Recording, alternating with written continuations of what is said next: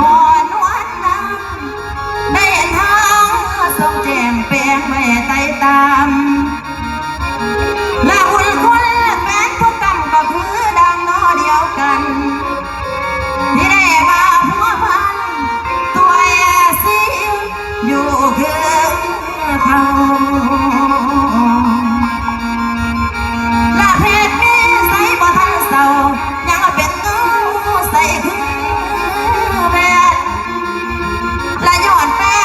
นทุกท่านประสานไว้อยู่บ่ว่าและผู้บางคนมาบางหลายในห้างโลกก็สร้างน้ำเขาและหัวหน้าเฮาบ่ยอมเศร้าบ่ยอมเศร้าในแต่เติมโน้เสริมเต็มและแทงเข้ามาในปีนี้แนวดีๆบ่ได้แบ่งและพ่อเมียนักแสดงก็เพียงพอมายอมดอกพอลูก